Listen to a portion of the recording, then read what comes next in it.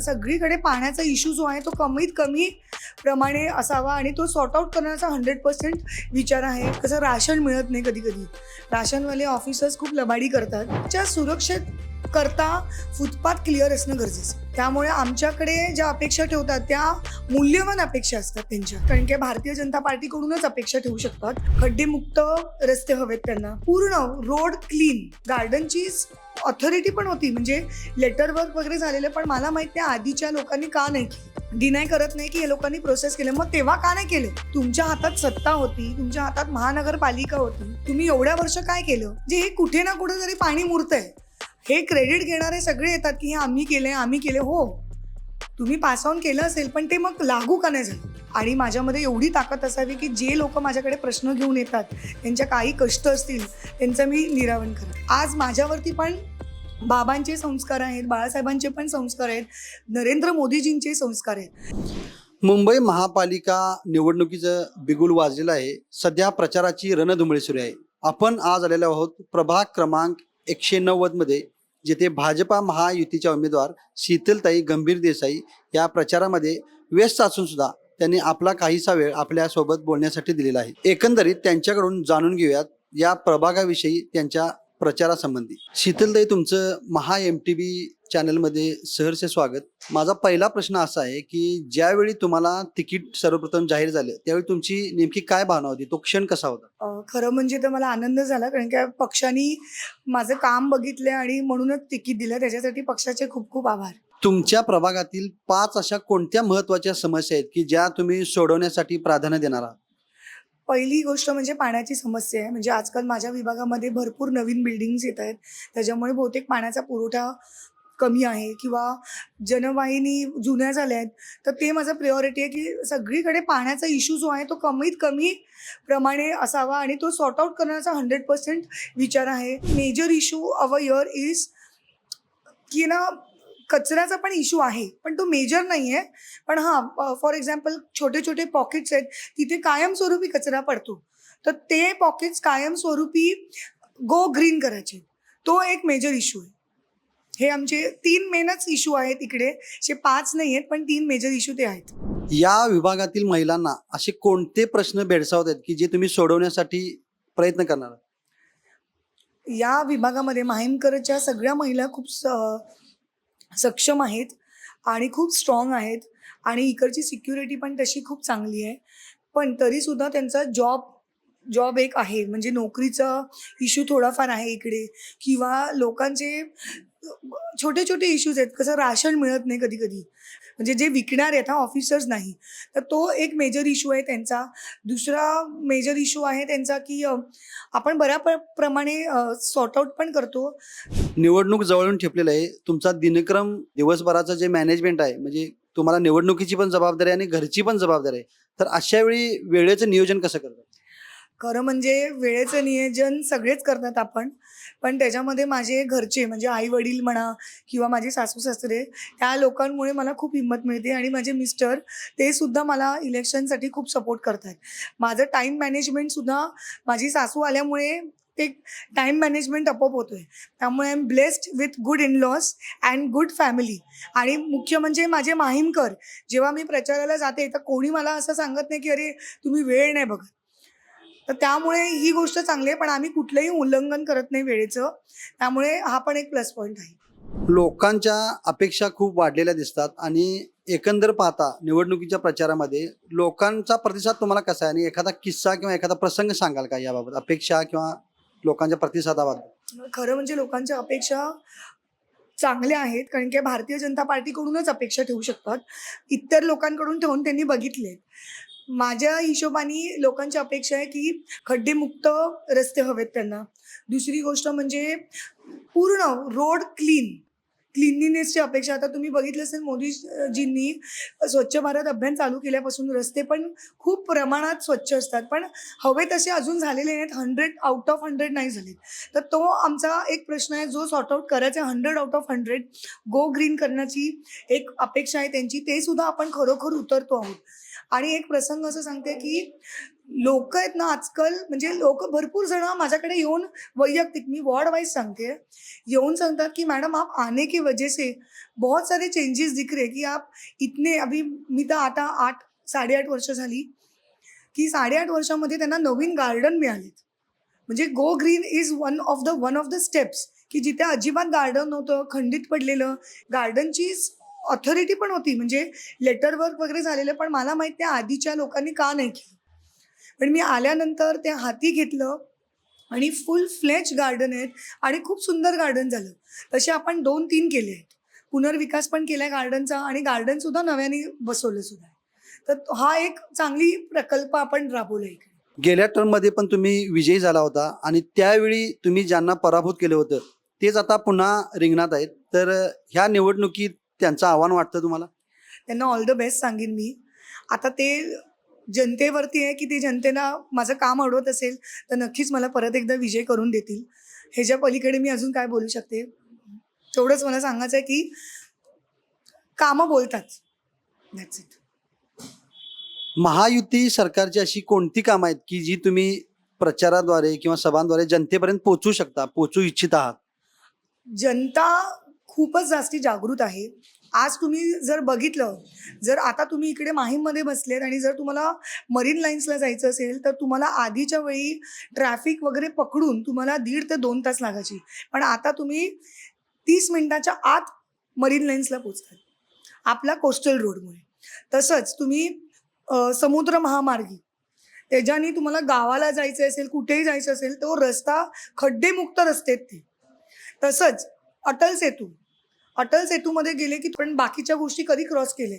तर या गोष्टीने ना तुमचा आहे ना टाईम स्पाइन वाचलाय. हे लोकांमध्ये ते खूप जागृत आहेत.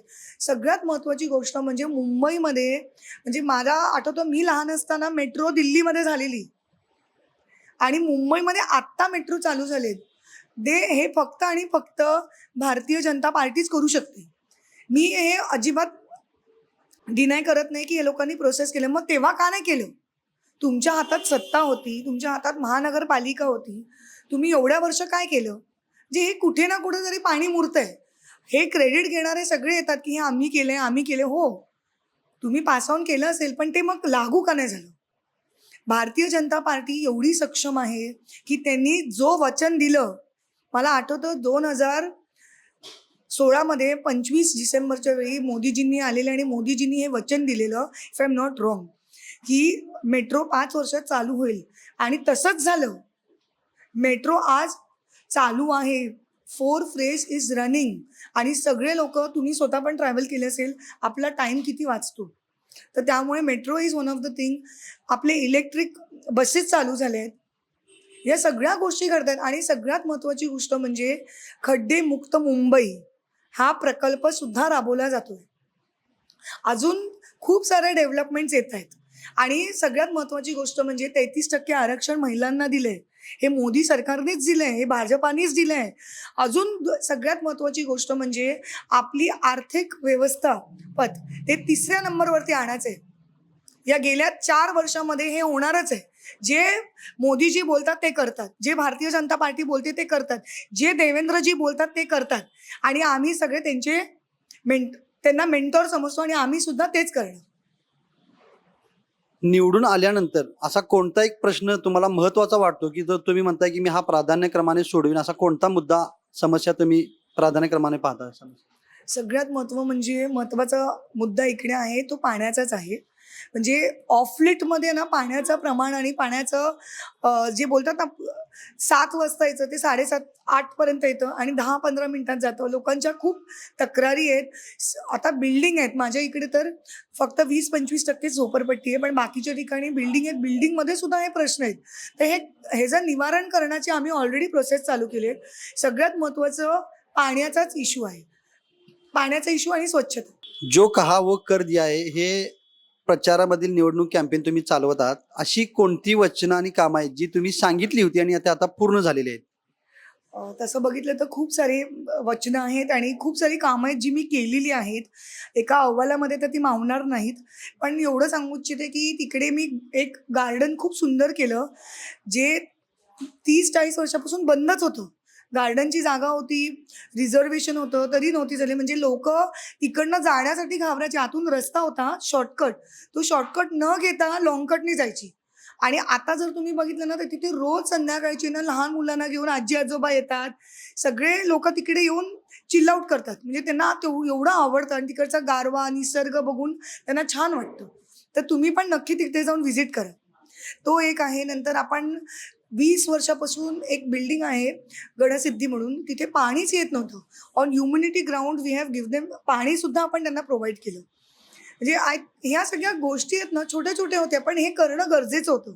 तसंच माझ्या विभागामध्ये सगळ्यात जास्ती रस्त्याची आणि फुटपाथची कामं झाली आहेत. ती सुद्धा माहीममध्ये गरजेची होती आणि ते माझ्या आधीच्या अहवालामध्ये सुद्धा होतं. आमच्या इथे हिंदूच्याच्या समोर एक गार्डन आहे, धोटे उद्यान. त्याचं सुद्धा पुनर्विकास आम्ही केला आणि आता तिथे लोकं आहेत ना, आनंदाने जातात. कारण की तिथे लाईट्स वाढवले आहेत. तिथे नको त्या गोष्टी होत नाहीत. त्यामुळे द क्राउड ऑल्सो चेंजेस. तर ह्या सगळ्या गोष्टी आहेत. तसंच आपण कोविडमध्ये आम्ही हे पब्लिसिटी स्टंट नव्हता. कोविडमध्ये भारतीय जनता पार्टीचा आदेश होता आणि हे वैयक्तिक आपली जबाबदारी म्हणून आम्ही प्रत्येकाला तिकडे जे वृद्ध होते, ज्यांचे मुलं बाहेरगावी वगैरे होते, त्यांना आम्ही डब्बा फ्री ऑफ चार्ज 2 वेळचा डब्बा पाठवायचो. जिथे आजी-आजोबा आहेत किंवा आई-वडील आहेत, त्यांना 2 वेळचा पिकअप आणि ड्रॉप म्हणजे आम्ही कंटेनरमध्ये जेवण म्हणजे भाजी, भात, चपाती असं आम्ही डब्बा 2 वेळा पाठवायचो त्यांना, ज्यांच्याकडे कोणच बघायला नाही आहेत. तसंच आम्ही सगळीकडे फूड स्टॉल्स लावलेले, बेकरी आयटम्स दिलेले. फॉर कोविड व्हेजिटेबल्स आपण फ्रेश दिलेले. म्हणजे लोकं जेणेकरून भाजी आणायला जाऊ नाही शकत, त्यांच्या दारात आपण हे दिलेलं. तसंच आपण खिचडी वाटप केलेलं. या सगळ्या गोष्टी आपण कोविडमध्ये खूप मोठ्या प्रमाणात केलेल्या आणि लोकांना याची विसर नाही पडू शकत या गोष्टींची. अशा अनेक गोष्टी आहेत ज्या आपण केल्यात. ड्रेनेज लाईन म्हणा. हां, सगळ्यात महत्त्वाची गोष्ट म्हणजे 2020 का कोविडच्या आधीच मला वाटतं, थोडं आधी आपण आहे ना पाईपलाईनसुद्धा चेंज केलेली पाण्याची, जी खूप जुनी होती. We had taken permissions and we had done this. जी आय थिंक सो 80 वर्षापूर्वीची पाईपलाईन होती, त्यासुद्धा आपण चेंज केल्या. आणि आत्तासुद्धा आपली प्रायोरिटी आहे की ते करावं. जर तुम्ही मला आत्ता विचारतील की तुमची आत्ता सध्याची काय अहवालामध्ये नेक्स्ट स्टेप काय आहे? सगळ्यात मोठी स्टेप आहे की आम्हाला माहीममध्ये हॉस्पिटल बांधायचं आहे, मल्टी स्पेशालिटी क्लिनिक. ते आमचं सगळ्यात मोठं प्रायोरिटी आहे.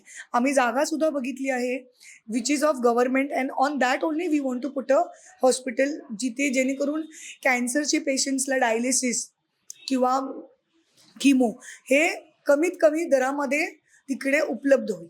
तर ह्या सगळ्यात प्रायोरिटीवरती आमचं आहे.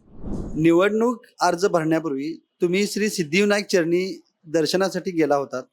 बाप्पा हा विघ्नहर्ता आहे आणि आज अंगारकी संकटी सुद्धा आहे. त्यामुळं बाप्पाकडं काही हक्कानं मागायचं असेल तर तुम्ही काय मागाल? मी बाप्पाला एवढंच सांगेन की जसं लास्ट टाइम मला आशीर्वाद दिला आणि मला जिंकून दिलं, यावेळी पण असंच असू दे. आणि जेवढे पण समस्या घेऊन माझ्याकडे लोक येतात, त्या समस्येचं मी निवारण करावं आणि सक्षमपणे त्यांच्या पाठीशी कायमस्वरूपी उभी राहावी, हेच देवाला मी मागते. आणि सगळ्यात महत्त्वाची गोष्ट म्हणजे माझ्या आजूबाजूचे जेवढे लोक आहेत, सगळ्यांची तब्येत खूप चांगली असावी. बस एवढंच मी देवाकडे मागते. शेवटचा प्रश्न. माजी आमदार सुरेश गंभीर हे आजही तितक्याच जोमाने तुमच्या प्रचार कार्यात सक्रिय आहेत. कार्यामध्ये अशा त्यांच्या कोणत्या गोष्टी आहेत जे तुम्ही एक वडिलांच्या नात्यानं किंवा तुमचे वडील म्हणून ज्यांच्याकडे आदर्श म्हणून पाहत असताना त्यांच्या स्वभावातील कोणत्या गोष्टी तुम्हाला आत्मसात कराव्या लागतात? आणि विशेषतः ते कट्टर शिवसैनिक होते आणि आता त्यांनी भाजपमध्ये प्रवेश केला आहे. त्यामुळे त्यांच्या स्वभावातल्या अशा कोणत्या गोष्टी आहेत की ज्या तुम्हाला आत्मसात कराव्या वाटतात? खरं म्हणजे तर माझ्या वडिलांच्या सगळ्याच गोष्टी घेण्यासारख्या आहेत आणि मी घेते सुद्धा आहेत. फक्त मला वेळ लागतोय, कारण की जे ते आहेत त्यांच्यासारखं बनणं म्हणजे खूप मोठी गोष्ट आणि खूप पुण्याचं काम आहे. आता तुम्ही जर मला विचारलं की त्यांच्यासारखं काय आहे, त्यांनी मला ज्या गोष्टी शिकवल्या आहेत, पहिली गोष्ट म्हणजे गरिबांचं पहिलं काम करावं, हे मी कायम करते. दुसरी सगळ्यात महत्त्वाची गोष्ट जे मी फॉलो करते माझ्या वडिलांना बघून, की माझ्या वडिलांना मी एवढ्या वर्षापासून आमदारकीमध्ये बघितलं आहे, ते कधी कोणाशी अरेतुरेची भाषा नाही वापरली. नेहमी सगळ्यांना प्रेमानेच बोललेत आणि प्रत्येकाला प्रेमानेच वागवतात. ही सगळ्यात महत्त्वाची गोष्ट आहे. म्हणजे मी लोकांकडे जेव्हा प्रचाराला जाते तेव्हा सुद्धा मला असं अरे आप सुरेश गंभीर की बेटी हो. हमारा ॲडमिशन उन्होंने किया था, तेच नाव मला पुढे करायचं आहे आणि त्याच पावलांवरती मला चालायचं आहे, की म्हणजे माझ्या वडिलांनी एवढी कामं केली आहेत. गणपतीचं मंदिरापासून हनुमानाच्या मंदिरापासून सगळीकडे त्यांनी त्यांचा हातभार आहे. या गोष्टी मी कधी विसरू शकत नाही आणि त्याच गोष्टी कंटिन्यू करायच्या आहेत. सगळ्यात महत्त्वाची गोष्ट म्हणजे त्यांनी मला सांगितलं, कधी माजू नकोस. किती आपण वर गेलो, किती आपल्याला प्रगती जशी आपली होते ना, आपण नेहमी आहे ना जमिनीला खिळणारी माणसं आहोत. हे त्यांचे संस्कार आहेत आणि कुठे ना कुठेतरी आहे ना, हे बाळासाहेबांचे सुद्धा संस्कार होते. आज माझ्यावरती पण बाबांचे संस्कार आहेत, बाळासाहेबांचे पण संस्कार आहेत, नरेंद्र मोदीजींचे संस्कार आहेत. हे मी का प्राऊडली सांगू शकते, कारण की ते आहेत आणि ते दिसतात लोकांना आणि मी धन्य आहे की मी अशा लोकांच्या आजूबाजूला वावरली.